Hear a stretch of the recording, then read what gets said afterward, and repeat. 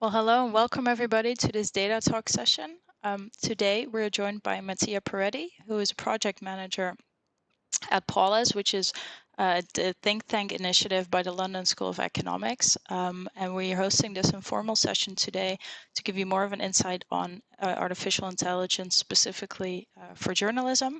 And this will mostly be well, Mattia will give a short introduction on his work, tell us a bit more about what he does and what the project's all about.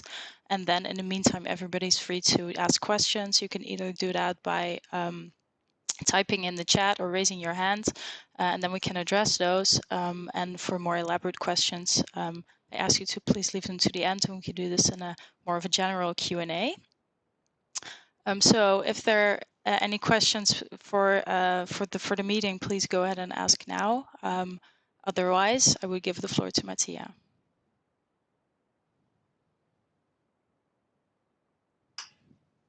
Thank you, Ray. I will get started if there are no questions. So thank you so much to the team for the invitation. As we discussed, let's keep this informal. So I'm just going to give a brief introduction about the project that I'm working on, and then we can talk together and answer any questions you might have. So as Ray perfectly introduced, I manage JournalismAI, which is a small project run at Polis, which is the think tank of the LSE here in London, and it's funded by the Google News Initiative. I work with Professor Charlie Beckett, who is the director of the project and the mastermind behind it. And we have been working on this since early 2019. The reason why we started doing this project is because there was the curiosity on our side to really understand what artificial intelligence means for journalism. There was some buzz over the previous years about those two beautiful words, artificial and intelligence. And we were really curious to understand what was real and what was not behind the buzz. And therefore, we started doing some research in 2019, especially by talking with news organizations across the world that, to our knowledge, were already using AI one way or another. Of course, that means different things. So sometimes it means big organizations adopting the technology at scale already, while in other cases, smaller newsrooms across the world were starting to do the first experiments, maybe with machine learning specifically. And as a result of those conversations with 70 plus, I don't remember, news organizations that we surveyed, we published a report in late 2019 which tried to paint a picture of the state of the art. So what are newsrooms doing with artificial intelligence? What are the various technologies that might be used and how they might be used across the newsmaking process? But not just the applications. We were also very interested in the human aspect. So we asked the newsrooms and journalists how they are interacting with these new technologies, how they are learning to use them, what are their concerns, if they have any, for the future, as well as what are their expectations in terms of what these new technologies can do for them to improve their journalism and the value they produce for their audiences. So we published this report in 2019 in November last year. So it's next week, I think, is the 1-year anniversary of the publication of the report. And with the findings of the report, then we came together again with our partners of the Google News Initiative, and we decided to continue the project rather than to stop with the publication of the report, because we noticed there was a lot of opportunity to actually really help newsrooms understand what AI can be for them, how it can be used, and what they should do to move the first steps in the right direction. We decided to do that with a combination of different initiatives. First of all, we started to design and create training materials. So not only highlighting the training resources that were already available from other sources out there, but also by building our own training course, the first one that we published in April, which is an introduction to machine learning for journalists. It's on the training center of the Google News Initiative, and it can be taken by anyone, you too. It's been already used, I think, by 40,000 plus journalists across the world.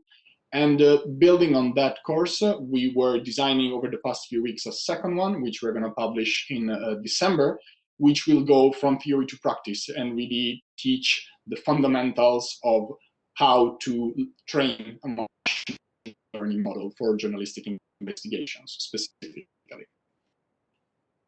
On the side of the training, we also did a lot of outreach work to give information to inform news organizations of the potential of AI.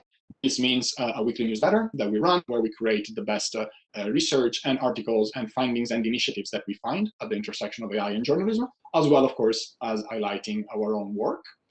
And we have also been doing interviews with people working with AI in newsrooms, specifically women, on one side to show the new career path that these new technologies are opening up for people in newsrooms, the new job titles that didn't exist before, and also to do our little contribution to fixing the horrific, at the moment, gender balance when it comes to people working in AI in newsrooms specifically.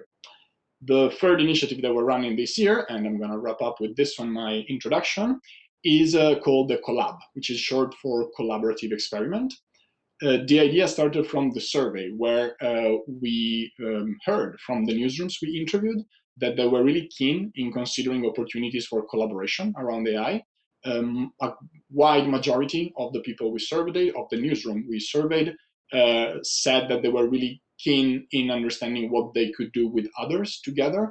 On one side, not to reinvent the wheel and everybody doing the same things in parallel. On the other side, because it's a very complex and often expensive technology, and many newsrooms understand that if they want to stay on top of the game, collaboration is probably the only way forward if they don't have the resources in-house to build new AI-powered tools and technologies.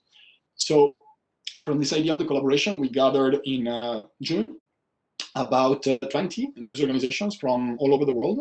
And we asked them to tell us what were their challenges that they were facing in the newsroom that they thought AI could or might at least help us overcome, help them overcome, of course. And from those challenges, we formed 5 international teams that selected a specific topic to work on. And they've been working for the past 5 months, almost 6, together, not yet on prototyping actual solutions, that would have been a bit too ambitious, but at least on imagining what new ideas might come up and what new tools AI might help us build, and also doing some little tests and experiments with existing tools that they might have in the newsroom or that exist in the market from tool providers out there. The results of these 5 teams are gonna be presented at our festival, which is gonna take place online in a month, and I'm sure we can discuss that in the conversation later. And they're gonna be really not just a way to help the participating newsrooms to get something new they can use, but we really hope these are findings that are gonna be useful for the entire industry and for any other news organizations that want to think and try to move some steps in the direction of adopting AI in the newsroom. So that's the very high-level introduction of everything we do. And of course, I'm happy to go into the specifics in the conversation. Thank you for this general introduction, Mattia. I would like to open the floor to questions to the audience. Please type your question in the chat or raise your hand if you have a question. It felt a bit like say a cliffhanger. You named there are 5 teams working already on this, but Mattia, but you didn't say what they are focusing on. We can't keep us on hold now. You need to tell us what those 5 groups are. Of course, there was some good clickbaiting on my side, so thanks for following up. Yeah, so the work of the teams is very diverse. So one team is working on something that sounds a bit counterintuitive, maybe, if you ever come across the idea of AI building or creating and amplifying bias. What we're trying to do is to see how AI technologies can help them overcome their own biases that already exist in newsrooms, not as a result of the technology. So they have a multi-layered approach where they're trying to understand, identify, and then hopefully mitigate biases that already exist in newsroom. And they're experimenting with some existing tools in partnerships with others. And they're also just putting together a study of what newsrooms should consider when it comes to their own biases and what existing AI tools might help them address them. A good example is the famous Janet bot developed by the Financial Times that sifts through all the images used by the FT and inform reporters if there is a good gender balance of the images that are used in the newspaper. That's just one very specific example. This team is looking at more opportunities to move in that direction and to help newsrooms fight bias. Two teams are working on a rather similar topic, but with slightly different angles. Both of them are interested in understanding how we can put the power of newsroom archives in the hands of the reporters and the audiences, and that's the difference. So one team is working specifically on thinking of imagining what tool might be created for reporters that uses the existing content in the archive and recommends existing content to a reporter that is building and designing and producing a new article, a new story, so that they might be better equipped to provide the right context in the article, as well as maybe finding out that something exciting on the topic has been written already by someone else in the newsroom, and therefore there is an opportunity for efficiency in there. While the other team, the different angles, is that they're looking at how those content in the archive, and specifically what they call evergreens, which are articles of value regardless of the time, so they're not related to a specific news information that happens in the specific moment. And they're looking at how those can be used by journalists to help us, the audiences, actually get better and more accessible, and they say snackable content, which is a word that I really like. And the last two teams instead are more on the engagement side of the story. So one team is imagining and trying to come up with a step-by-step approach to create a recommendation engine for users that might optimize the recommendation of stories that readers, ourselves, we might be interested in reading and following, and trying to map what are all the things that a newsroom need to take into account in order to optimize that recommendation engine to the needs of the audiences, and of course as well to improve the reach of their own content. And the last team is working on a similar thing, and actually the two teams are going to present their solutions together because they noticed the crossovers that was in their work. And so the last team is actually working on how we can increase loyalty in audiences via AI. That could mean different things, so they are exploring different tracks on this. For example, to come up with what they call a churn risk score, which is a way to AI know which of our subscribers in the newsrooms are at most risk to stop paying for the news, and or what actions can be taken to avoid churn itself. But they're also working on something fun and a bit more imaginative, which is the idea of gamifying knowledge and engagement. So they're trying to see how AI technologies can help make engagement a game, in the sense that as a user, and there are already some examples there, Crux is an interesting startup here in London that produces similar opportunities, about really giving you the sense that you're consuming the news in the same way you might use Duolingo, if you're familiar with the language learning platform, so that engagement is created via your own interaction with the news that the media outlets produce. So that's just a snapshot, of course, of their 5 ideas. There is much more detail into how they're actually planning to implement these goals. But I find it extremely interesting personally to see how this comes from their own challenges. So this is literally something that if they were able to build potential solutions in the future, it would clearly help themselves, like the newsrooms that are involved. But at the same time, they're really working hard to generalize their solutions so that other newsrooms can also learn and maybe use them moving forward. One of the topics you named is particularly close to our heart. That is the exploitation of the archives. Of course, you named the use case of enabling internal use within the editor's room, but I guess this would also open up opportunities to share with other perhaps news organizations or other kinds of companies that may need that knowledge to be out. Is that something they are exploring, or perhaps you're keeping it more, let's say, humble at the moment, and perhaps later you'll be more ambitious? Do you know what focus they are taking at the moment? I think at the moment they are trying to imagine what a solution could be created that every newsroom applies. So in the design process, that is not the consideration of sharing that information between newsrooms. Obviously, at the same time, by working together in very international and diverse teams, they are already sharing internally in the team a lot of best practice and learnings that one team can learn from the other. Okay.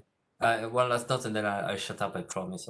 It's for the others. There are two topics you did not, I believe, touch, and I'm curious to know if they are on your radar in some degree. One is detection of fake news to support perhaps journalists being careful with the sources, and the second, a point related to what you were saying about loyalty. There's some risk, perhaps, of value hacking. Sometimes it's called, that is, or gamification tools like that can be also used to, let's say, buy the attention of the users in a way that is perhaps even taking perhaps a little advantage of them. I'm just dropping the idea to you. I'm curious to know if the community of journalists you're serving is sensitive to these topics, what they feel about it, and if AI can help there as well. Absolutely. So in both cases, both topics you bring up are extremely important. And I think just let's keep them separately, as I want to give two very clear different answers. In terms of like starting from the second one, from what you call the value hacking, obviously there is a balance to be found in there. And the newsrooms we're working with are very, how can I say, they're very careful in the way they build and design technologies, in a sense that at the end, they help the audiences sift through the incredible amount of information that is out there. They really want to help their audiences get to the content that is important and relevant for them, rather than having to drown into the overwhelming information that is out there. And there is research that shows that that approach actually ends up then being beneficial for the newsrooms themselves. So they're trying to marry the two things. Obviously, we know newsrooms are struggling in many ways financially. So there is an inherent goal of keeping the subscribers so then they can make money. News is a business at the end of the day.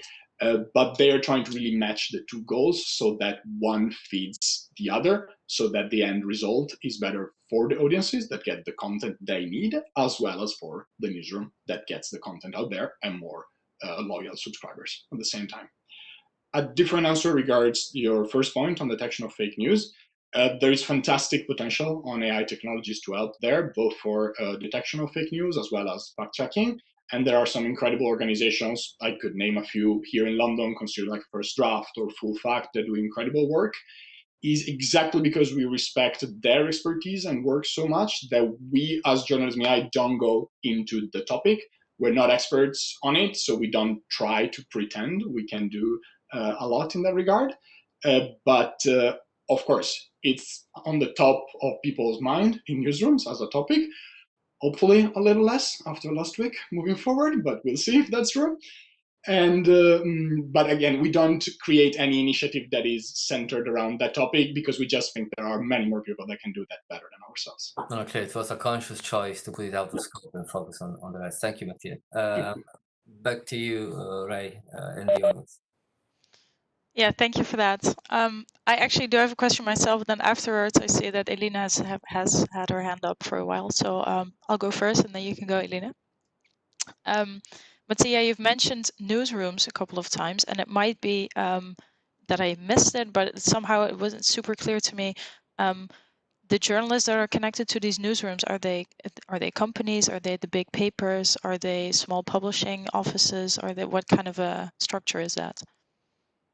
Are you referring to specifically the newsrooms involved in our collaboration, or as a whole? No, in your collaboration specifically. Perfect, thank you. So yeah, that's a great question. So interestingly, the Collab teams are very diverse in that sense. As in, we have some big publishers, like the biggest names you can think of in Europe, in the US, or even in Asia Pacific. But we also have some very innovative small news outlets, local outlets, maybe from European countries, for example. And that combination has been bringing surprising value to the Collab itself, in the sense that we are seeing that there is a lot to learn from one another. So some big organizations might have, of course, the tech capacity that smallers do not have, but at the same time, often small organizations are able to create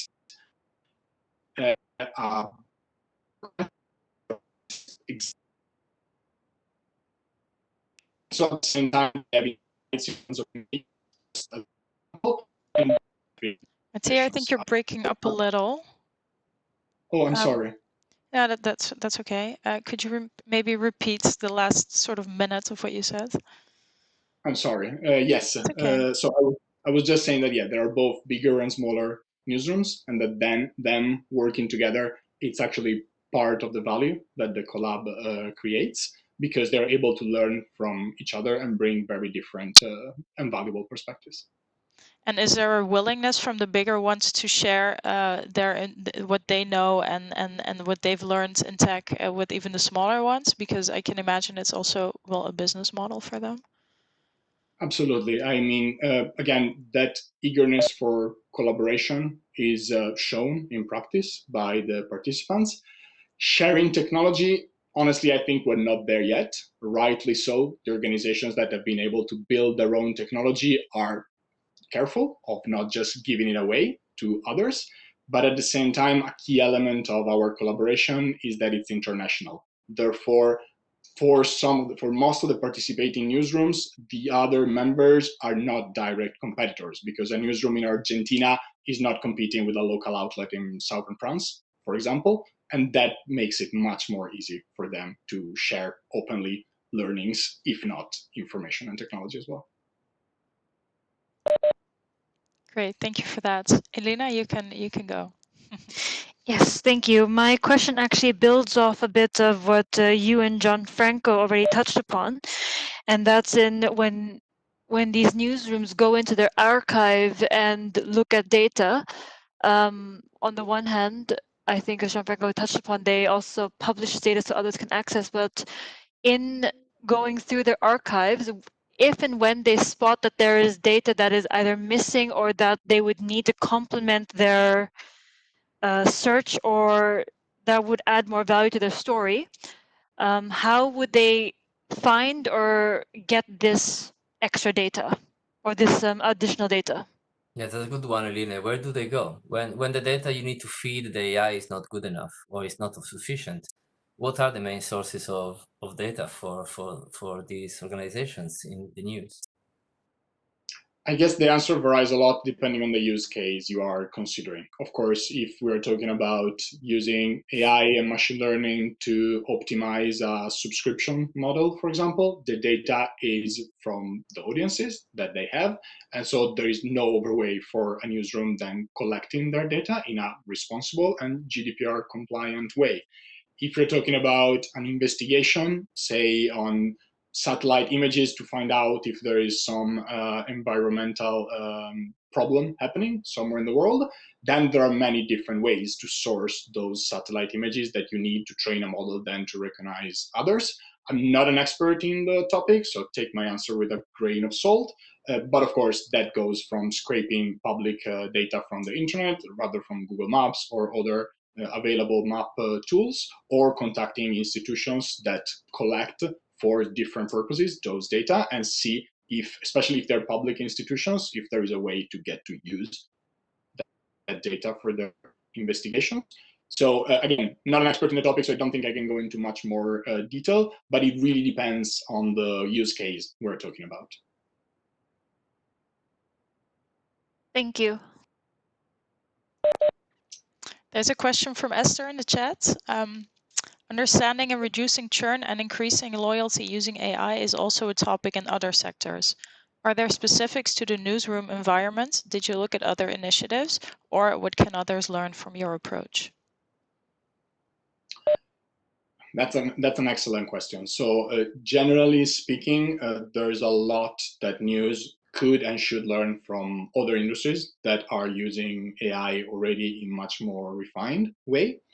And we have tried also to help the newsrooms in our collab get the connections they need in order to do that. So I think each team involved in the collab during these months had one or two conversations with companies that are not in journalism, kind of to understand how they use AI to achieve similar goals and what they can learn from them.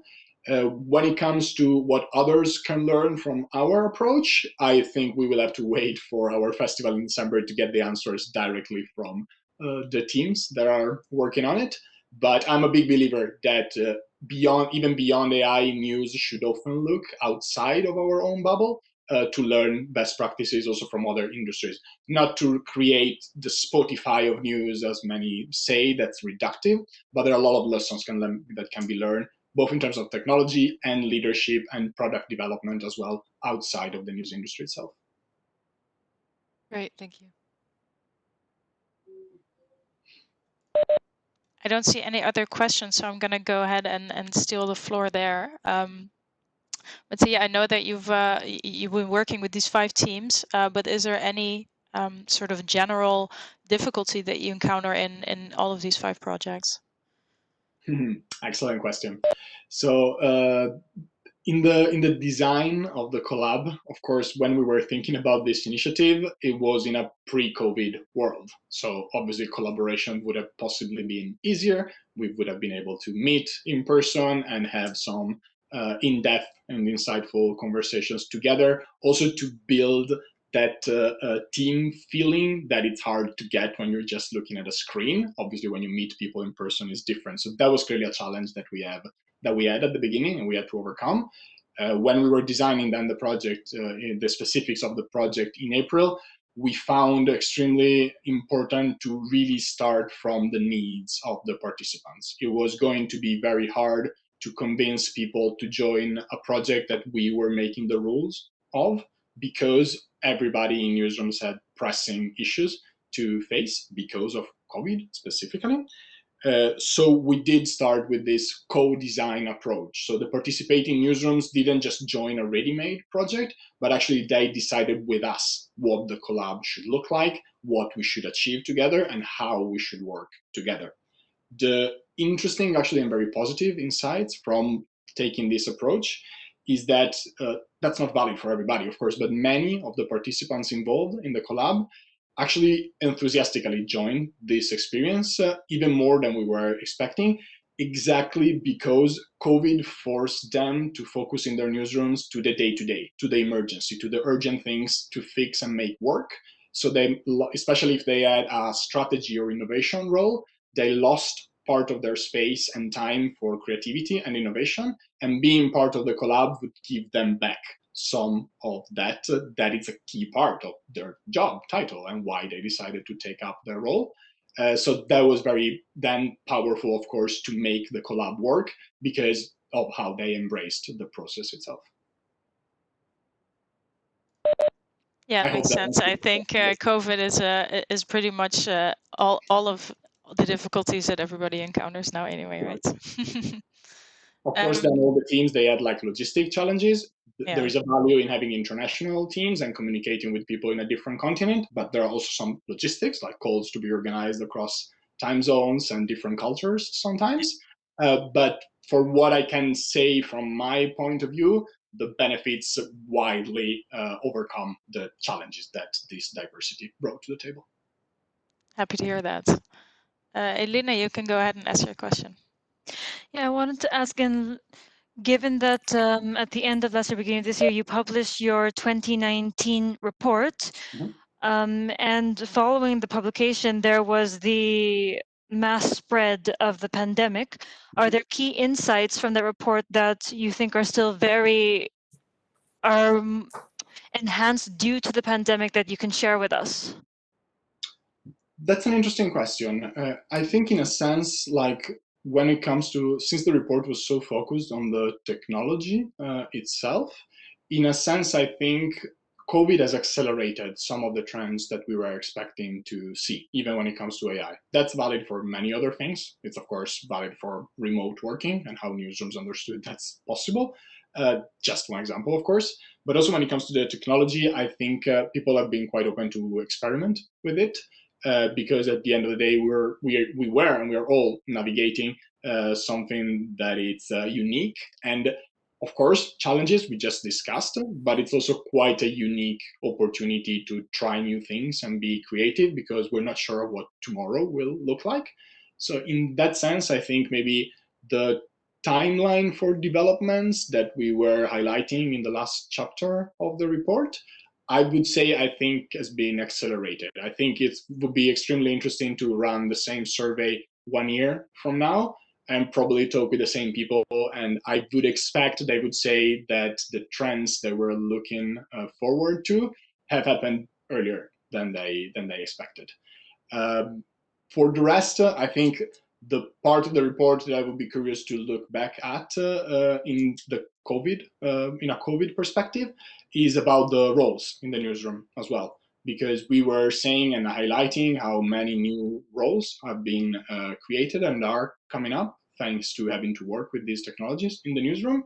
And that's another trend that I'm speculating here, but it's another one that I would expect to be accelerating, exactly because in newsrooms are roles and people that are able to bridge the gap between departments from editorial, technology, product, and so on, are even more important today than they were in a pre-COVID world. So that's another trend that I think it's fair to say has been accelerated by the pandemic. By the consequences of the pandemic, of course, not by the pandemic itself. Thank you for sharing that. And that links, I guess, to my follow-up also, because you mentioned now several times your event next month, festival, I believe is the name. Yeah. How has COVID and how is well, one, what are the focuses of the event beyond AI and journalism, as our keywords today or the session are? And also, how has the pandemic influenced the focus of the event?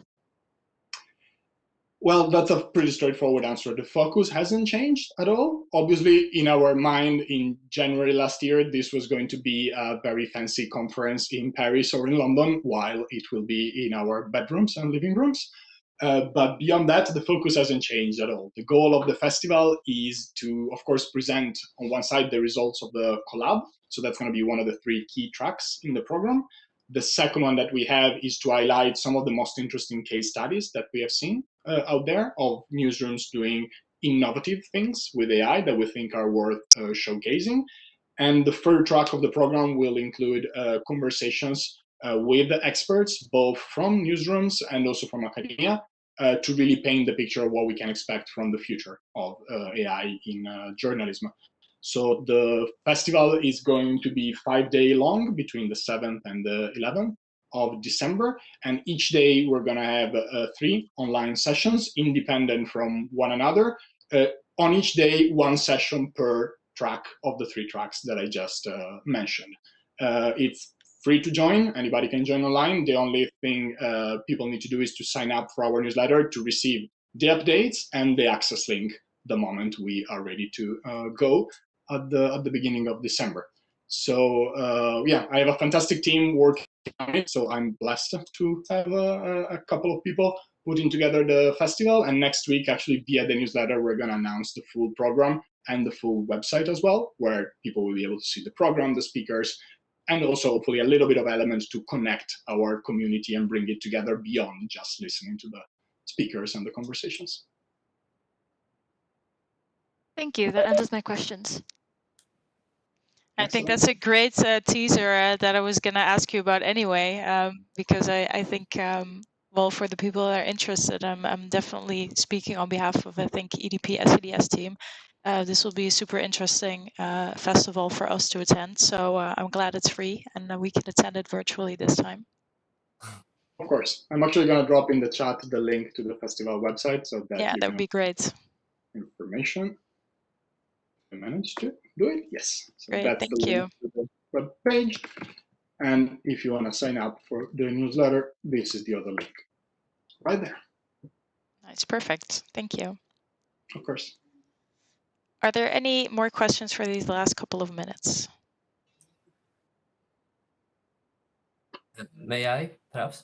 Of course. Yeah, Mattia, help us looking into the future. And of course, we will attend your festival later in the year, but anticipate something for us, and particularly from the perspective we come to you, that is the one of opening up data and data sharing.